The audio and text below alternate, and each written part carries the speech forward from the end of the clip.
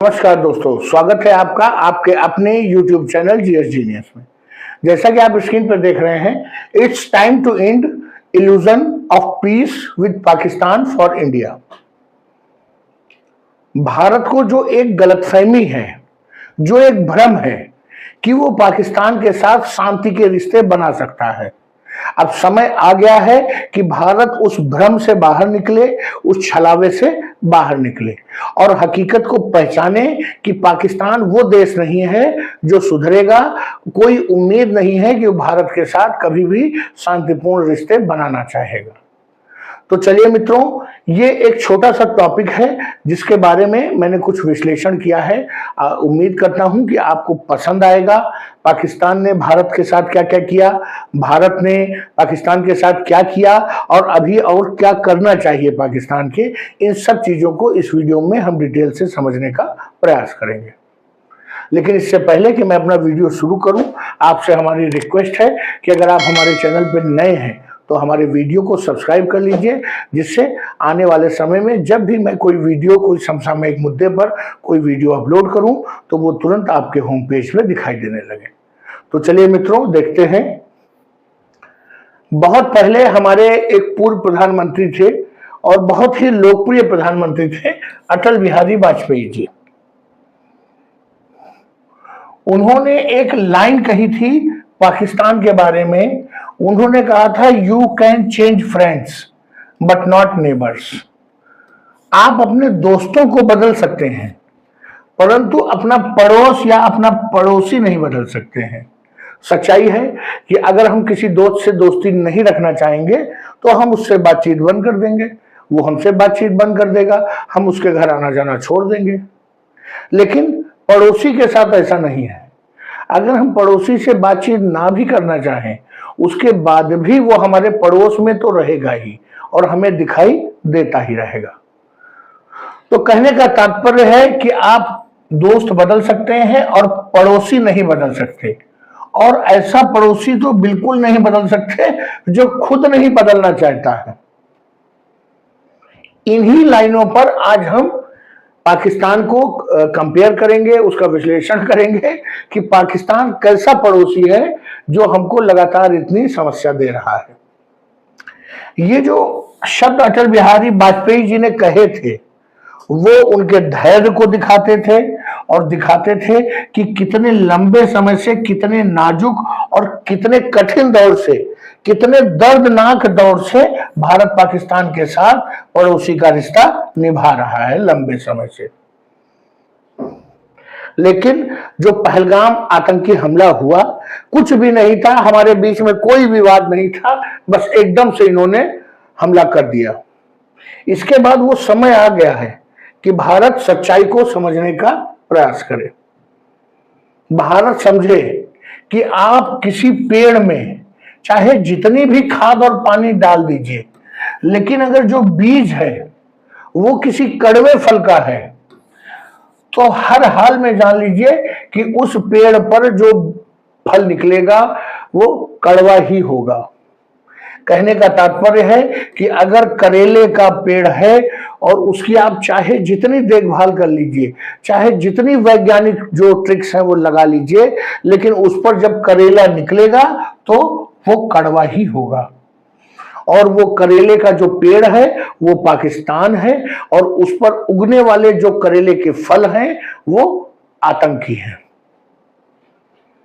22 अप्रैल को जो आतंकी हमला हुआ पहलगाम में, उससे यह पता चलता है कि जो हमारी अच्छाइयां हैं, जो हमने समय समय पे पाकिस्तान की मदद की, चाहे वो जब भूकंप आया तब मदद की, जब बाढ़ आई तब मदद की, जब जब उसे जरूरत पड़ी तब तक भारत ने एक बड़े भाई का रोल निभाया, एक दोस्ती का रोल निभाया और उसकी हमेशा मदद की।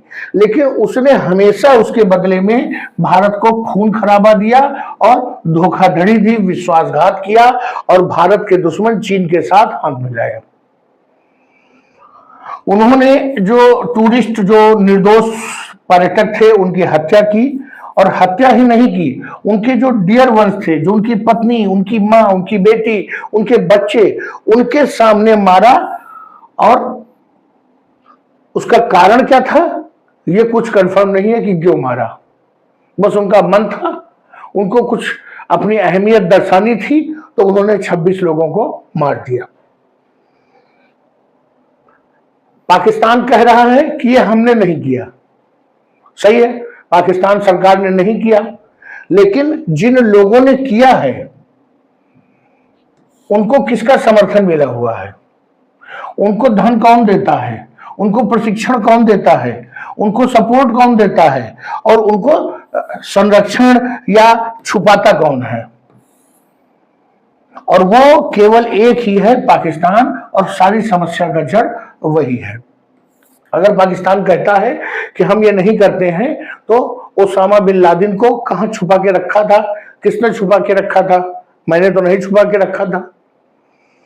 कोई पूरी दुनिया का कोई आतंकी जो वांटेड है, अगर उसको कहीं भी शरण मिल सकती है तो वो पाकिस्तान का है। पूरी दुनिया में कोई भी आतंकी अगर पकड़ा जाता है तो आप जब उसके बारे में मालूम करेंगे तो उसको ट्रेनिंग कहां मिली होगी? पाकिस्तान में। अगर उसको कोई ट्रेनिंग नहीं मिली, वो वुल्फ वॉरियर है, जैसा कि एक आदमी अकेले हमला करता है, तो आप जब उसका इतिहास खंगालेंगे तो आपको मालूम चलेगा, भले हमला इंग्लैंड में हो, भले हमला जर्मनी में हो, आपको मालूम चलेगा कि पिछले 1-2 सालों से वो लगातार साल में 4-6 बार पाकिस्तान जाता है अपना ब्रेन वॉश कराने के लिए। तो इस प्रकार से पाकिस्तान ही जो है इन चीजों के पीछे, प्रत्यक्ष रूप से भी पाकिस्तान है और अप्रत्यक्ष रूप से तो पाकिस्तान है ही। अब आप इस बात को तय मान लीजिए और भ्रम से निकल जाइए कि पाकिस्तान कभी बदलेगा, जो खत्म होने की कगार पे है और उसके बाद भी अपनी हरकतों से बाज नहीं आ रहा है, तो इसके ऊपर वही कहावत लागू होती है कि अगर कुत्ते की पूंछ को 100 साल नली में रखिए तो भी वो सीधी नहीं होती। तो पाकिस्तान वही कुत्ते की पूंछ है, उसको उसके साथ आप चाहे जितना अच्छा व्यवहार करिए, वो सुधरने वाला नहीं है। अब समय आ गया है कि भारत पाकिस्तान के साथ उसी भाषा में जवाब दे जिस भाषा में पाकिस्तान समझता है, मतलब आतंक की भाषा। अब तक भारत ने क्या किया है पहलगाम हमले के बाद? तो डिप्लोमेटिक रिलेशन खत्म कर दिए हैं, 50 से 30 कर दिए हैं डिप्लोमेट्स, पाकिस्तानियों का वीजा खत्म कर दिया है, अटारी वाघा बॉर्डर बंद कर दिया है, सिंधु नदी जल, जिसमें स्पेशली चनाब का जल तो पूरी तरह से रोक दिया है, और हमको लग रहा है नीलम का जल पूरी तरह से छोड़ दिया है। तो कुछ हिस्से बाढ़ आ गई है, कुछ हिस्से सूखने वाले हैं। व्यापार पर पूरी तरह से प्रतिबंध लगा दिया है। इसके अलावा सभी इंडियन से अपील किया है जो पाकिस्तान में हैं कि वो 1 मई तक वापस आ जाएं। इन्हीं सब चीजों से पाकिस्तान डर गया कि क्यों भाई इंडियंस को क्या बुला रहे हो, यहाँ बम फेंकने वाले हो क्या? इन्हीं से डर गया है पाकिस्तान। अब भारत को और क्या करना चाहिए, क्योंकि ये सब जो पाकिस्तान के साथ किया जा रहा है वो छोटे मोटे थप्पड़ की तरह है उसके ऊपर। वो इतना ज्यादा बिगड़ चुका है कि इन छोटे मोटे थप्पड़ों से उसके ऊपर कोई असर नहीं पड़ेगा। तो जो एक्सपर्ट्स हैं भारत के, उनका मानना है कि making sure that not a single drop of water goes to Pakistan.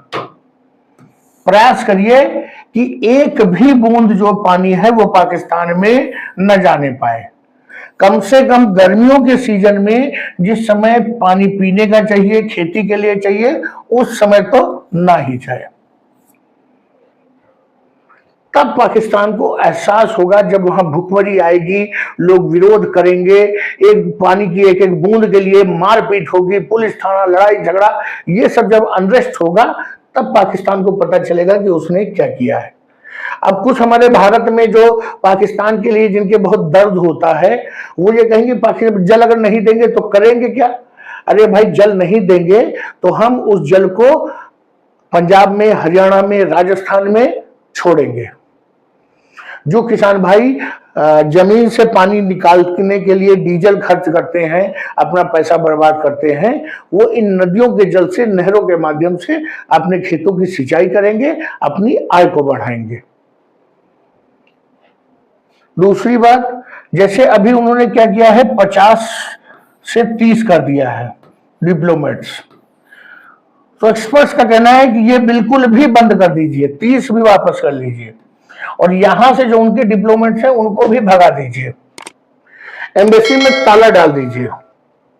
जब हमारा कोई नागरिक उनके वहां नहीं होगा और उनका कोई नागरिक हमारे यहां नहीं होगा, तो हम एक ऑफिशियल डिप्लोमेटिक चैनल को क्यों जारी रखें? दूसरी बात, एक्सपर्ट्स का कहना है टर्न द टेबल, मतलब मेज को मोड़ दीजिए। मेज को मोड़ देने का मतलब है कि जो काम वो कर रहा था अब उसकी तरफ कर दीजिए। भारत ये काम कर नहीं सकता, बहुत ही कठिन काम है। जैसे पाकिस्तान भारत में आतंकी गतिविधियां कराता है, भारत उस तरह से अमानवीय हो नहीं सकता। क्योंकि आप समझिए, जब आप कोई बुरा काम करने लगते हैं और उन बुरी चीजों के बारे में बार बार सोचने लगते हैं, तो कहीं ना कहीं आप भी बुरे बन जाते हैं। ये बहुत कठिन काम है, लेकिन इसको दूसरे तरीके से किया जा सकता है कि जो उनके वहां जो असंतोषी प्रकृति की जो ग्रुप्स हैं, जिनमें पाकिस्तान की सरकार के प्रति असंतोष है, गुस्सा है, किसी समुदाय को लगता है कि उनके साथ भेदभाव हो रहा है, तो उनको जरूर हम प्रमोट कर सकते हैं और खुल करके उनका नाम ले सकते हैं। चौथा कार्य बताया कि अब समय आ गया है कि भारत विश्व में बड़ा खेल खेले। आज अमेरिका, चीन, जो रूस बड़े देश माने जाते हैं, बड़ी शक्तियां मानी जाती हैं, वो बड़ा खेल खेलती हैं। विवाद वेनेजुएला में होगा, लेकिन चाइना उसमें हस्तक्षेप करेगा। विवाद ताइवान में होगा, अमेरिका उसमें हस्तक्षेप करेगा। तो अब समय आ गया है कि भारत भी बड़े जो स्तर हैं, जहां जहां पर विवाद है, वहां भारत भी आगे बढ़ करके ग्लोबल खेल खेले। अब रीजनल खिलाड़ी से की छवि से बाहर निकले, साउथ एशिया को किनारे करे और एशिया और विश्व पे ध्यान दे। इसके बाद यह साबित होगा कि भारत एक बड़ा देश है, प्रभावशाली देश है, और पाकिस्तान को जब भारत पीटेगा तो बाकी कोई बोलेगा नहीं। इसके अलावा अभी तक भारत चोरी छिपे जो वहां का बलूच लिबरेशन मूवमेंट चल रहा है, उसकी मदद करता रहा है। अब समय आ गया है कि भारत खुले आम बोले और बलोच लोगों की पैसे से, हथियारों से यूनाइटेड नेशंस में अलग अलग प्लेटफॉर्म्स पे बलोच लोगों की आवाज उठाए। ये समय आ चुका है। जैसे पाकिस्तान कहता है कि कश्मीर डिस्प्यूटेड है, वैसे अब भारत को भी कहना चाहिए कि बलूचिस्तान डिस्प्यूटेड टेरिटरी है।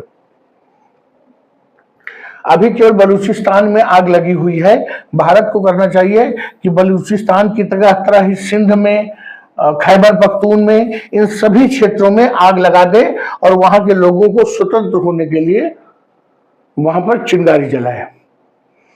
जो वो हमारे वहां करते हैं, जब उनको उसका एहसास होगा, उसकी गर्मी महसूस होगी, तब शायद उनमें कोई बदलाव आएगा।